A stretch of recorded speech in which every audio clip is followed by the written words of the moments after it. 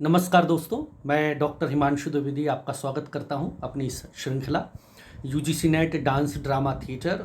और इसमें हम कला, परिभाषा और विस्तार इन विषयों को समझ रहे हैं शारीरिक ढंग से।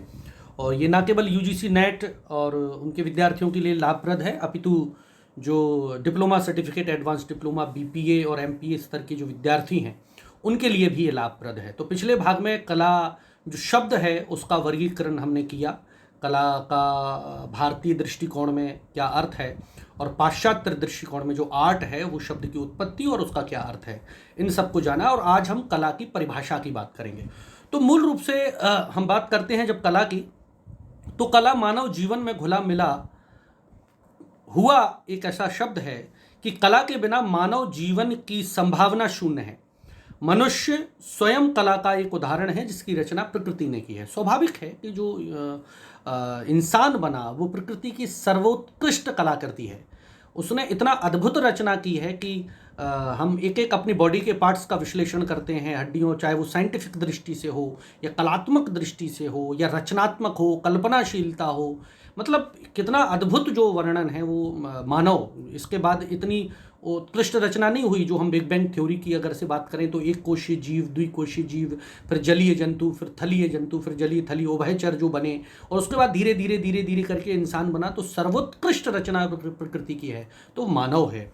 इसी तरह से किसी भी दक्षता का प्रयोग जब सुंदरता उत्पन्न करने के लिए किया जाता है तो उसे कला कह सकते हैं। ये भी बहुत महत्वपूर्ण परिभाषाएं अलग अलग विद्वानों के अनुसार हम उसका वर्णन कर रहे हैं। तो मूल रूप से कला कौशल है, कुशलता है, स्किल है। जब हम किसी कार्य को बार बार करते हैं उसमें हमारी परफेक्शन आ जाती है।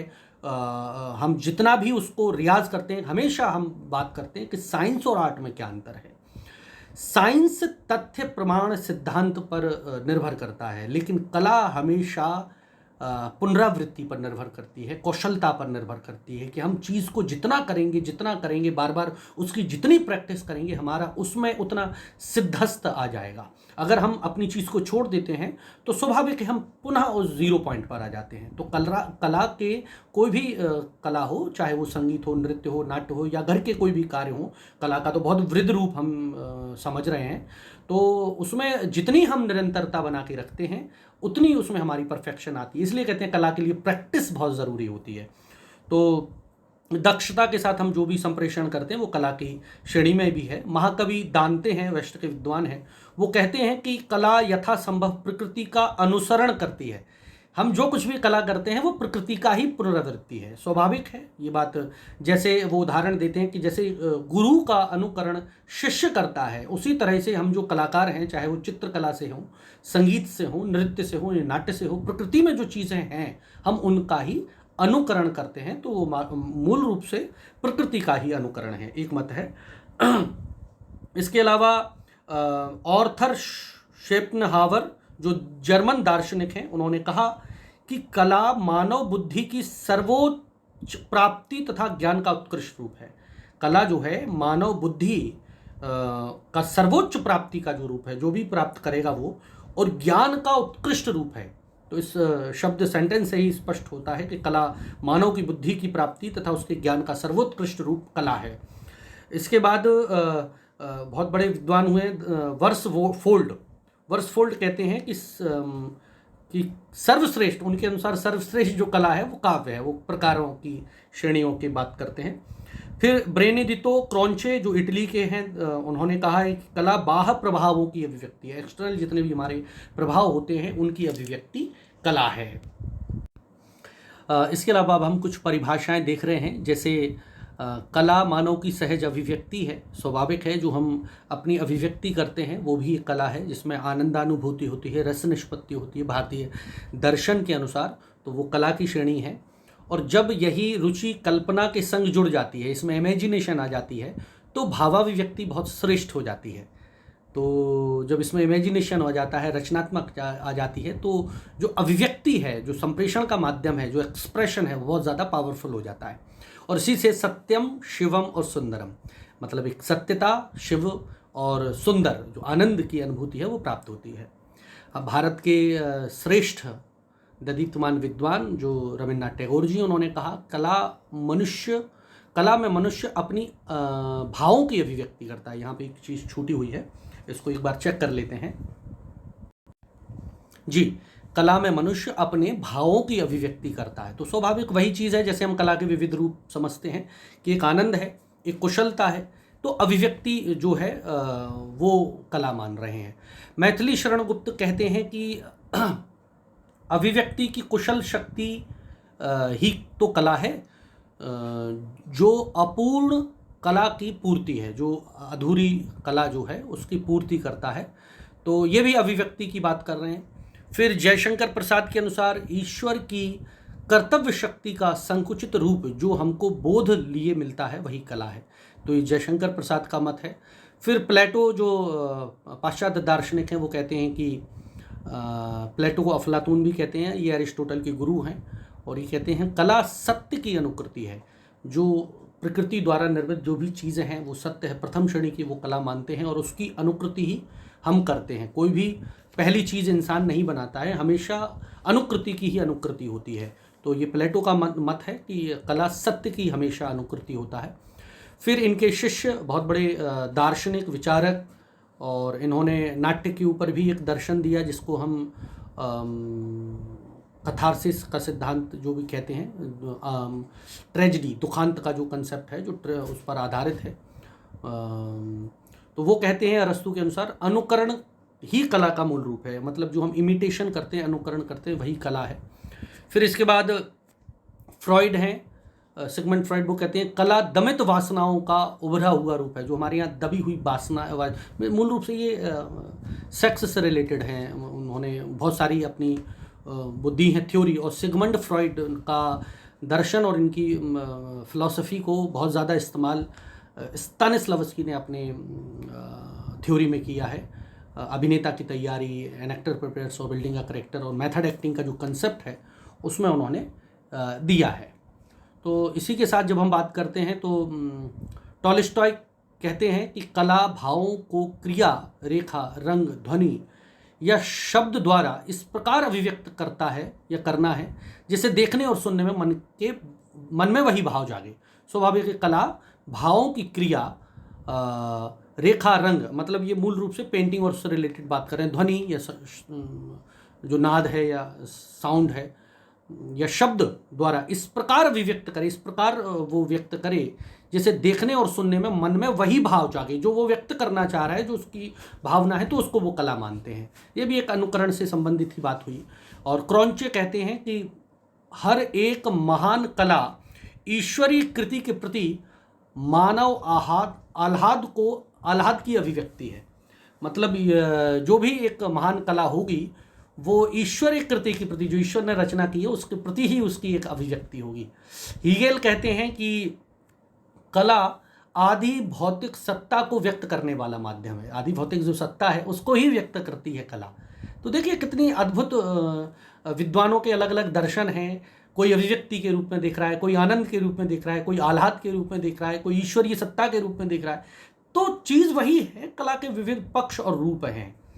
हार्वर्ड रीड कहते हैं कि अभिव्यक्ति के आह्लाद या रंजक स्वरूप को ही कला है। वही चीज़ आई कि जो आह्लाद रूप है एक्सप्रेशन का, अभिव्यक्ति का, या जो रंजक रूप है, कलात्मक जो रूप है, रंजकता जिसमें है, माधुर्य है, कोमल है, प्रेम है, लालित्य है, ये सब कला का ही रूप मानते उसे। सम्रांगण सूत्र जिसकी हम बात कर रहे थे राजा भोज की, वो कहते हैं चित्र ही सर्वशिल्पानाम मुखम लोकस्य चाप्रियम, चित्र की सर्वश्रेष्ठ मान रहे हैं ये। और इसके बाद साहित्य संगीत कला विहीना साक्षात पशु पुष्प विषाणहीना, ये भर्तहरि नीति शास्त्र में कला की परिभाषा के रूप में उन्होंने कहा है कि साक्षात संगीत, साहित्य और कला के बिना मनुष्य पशु के समान है। और फिर कहते हैं रस्किन, कला में मनुष्य अपनी भावनाओं की अभिव्यक्ति करता है। जो वही अभिव्यक्ति और एक्सप्रेशन की बात आई रस्किन के दर्शन में। नीत्शे कहते हैं कि कला जीवन के कड़वे अनुभवों से मुक्ति का माध्यम है। अब देखिए वर्तमान परिदृश्य में एक कैसा भयभीत वाला माहौल चल रहा है, जिसमें कोरोना फैला हुआ है, सब जगह डर है, हमारे आसपास मर रहे हैं लोग, गंगा में लाशें बहाई जा रही हैं। तो ये कितना भयभीत वाला माध्यम है, और हमारे ऐसे ही जीवन के अलग अलग कड़वे अनुभव भी होते हैं। तो उनसे मुक्त का माध्यम, अगर हम आज के समय में रिलैक्स करना चाहें, अपने आप को कूल करना चाहें, अपने आप को इन नकारात्मक वातावरण से करें, तो हमें कला का सहारा लेना पड़ेगा। हम संगीत सुनते हैं, हम कोई अच्छी फिल्म देखने लगते हैं तो हमारा मन उससे हट जाता है। हम कोई अच्छी किताब पढ़ने लगते हैं, उसका साहित्य का अध्ययन करने लगते हैं, तो उससे हमें एक मन को शांति मिलती है, एक मन में हमारा शांत और एक वैसा रिलैक्स फील होता है। तो मूल रूप से कड़वे अनुभव जो हैं उनसे भी मुक्ति का माध्यम जो है वो कला है, ये नीत्शे कहते हैं। इसके बाद एक बहुत बड़े दार्शनिक विचारक अभिनव गुप्त कहते हैं रस जो है वो कला की आत्मा है। तो मूल रूप से ये रसानुभूति मानते हैं, आनंद मानते हैं, और यही कहते हैं ये कला की आत्मा होती है, क्योंकि कला मूल रूप से रस पैदा करना है, और रस की जो अभिव्यक्ति है वो ही कला है। और ये अभिनव गुप्त नाट्यशास्त्र के टीकाकार हैं, जिन्होंने ये एक नाटक का दृश्य है कलात्मक रूप में अगर हम देखें तो देखिए इसमें चित्रकला भी है, मूर्ति कला भी है, डिज़ाइन भी है, क्राफ्ट भी है, और अभिनय कला तो है ही अलग अलग संप्रेषण के माध्यम से। कला की अब बात करते हैं तो विष्णु धर्म उत्तर पुराण में कहते हैं कला मानव जीवन में घुली मिली हुई है। कला के बिना मानव जीवन की संभावना शून्य है। मनुष्य स्वयं कला का एक उत्कृष्ट उदाहरण है जिसकी रचना प्रकृति ने की है। इसके अलावा कला के और भी परिभाषाएं और दर्शन है, जिसमें कहते हैं किसी भी पक्षता का प्रयोग जब सुंदरता उत्पन्न करने के लिए किया जाता है तो उसे कला कहते हैं। बहुत अद्भुत बात है। इसी के साथ कहते हैं महाकवि दांते कि कला यथासंभव प्रकृति का अनुसरण करती है, स्वाभाविक है। जैसे शिष्य अपने गुरु का, इस बात की हम चर्चा कर चुके हैं। कम लाती इति कलम, कम आनंदम लाती, जो आनंद दे वो कला है, जो आनंद की प्राप्ति दे वही कला है। ये मूल बात है। और विष्णु धर्म उत्तर पुराण की हम बात कर ही चुके हैं, कला नाम प्रवरम। इसके बाद कला शब्द का प्रयोग सबसे पहले भरत ने नाट्यशास्त्र में ही किया है। इसके पहले वेदों में हमें उनका वर्णन मिलता है, जिक्र मिलते हैं। और इसके बाद फिर पीछे वात्सायन ने भी इसका जिक्र किए हैं अलग अलग, ये हम पढ़ेंगे कितनी कलाएं बताई हैं अगले भाग में।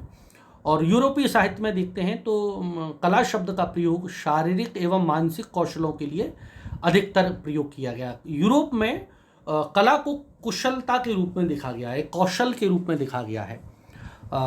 वहाँ प्रकृति से कला का कार्य भिन्न माना जाता है। प्राकृतिक सृष्टि और कला दोनों विभिन्न वस्तुएं हैं। कला उस कार्य में है जो मनुष्य करता है। कला और विज्ञान में भी अंतर माना जाता है। विज्ञान में ज्ञान प्राधान्य है, परंतु कला में कौशल। वही जो मैंने थोड़ी देर पहले बात कही कि कला जो है वो कुशलता मूल है, और वहाँ पर तथ्य, प्रमाण, एविडेंस और इनकी बात ज़्यादा होगी। तथ्य उनके आधार पर बात करेगा साइंस। वहाँ पर ज्ञान प्राधान्य है। और अगर जिस व्यक्ति में ये दोनों चीज़ें होती हैं वो उत्कृष्ट रचनाकार होता है, उत्कृष्ट कलाकार होता है। कौशलपूर्ण मानवीय कार्य को कला की संज्ञा दी जाती है। कौशल विहीन या बेढंगे तरीके से किए गए कार्य को कला में स्थान नहीं दिया जाता।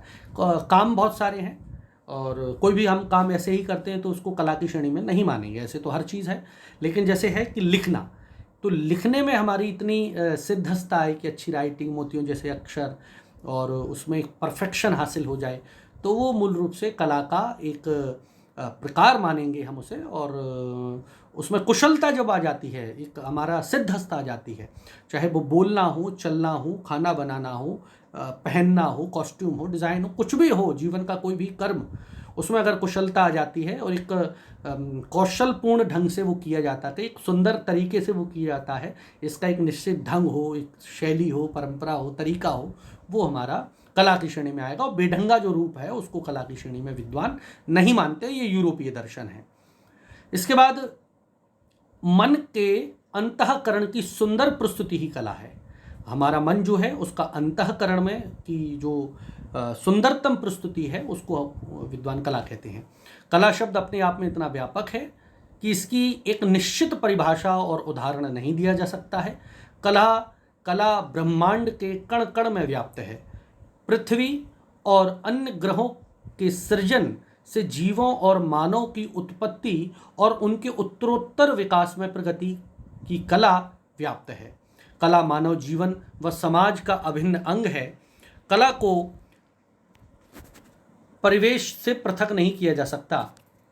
सुप्रसिद्ध प्रयोजनवादी शैक्षिक दार्शनिक जॉन डीवी के अनुसार कोई व्यक्ति क्या कर रहा है इसका अनुभव करना एवं उस अनुभव का आनंद उठाना उस संगामी अंतर जीवन की प्रक्रिया के एक पक्ष में खो जाना और सामग्री संदर्भों का तदनुसार सुनियोजित विकास करना ही कला है।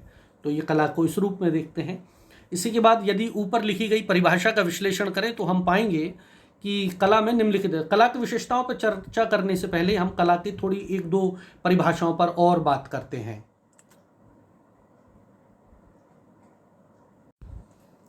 रंगमंच के प्रख्यात विद्वान और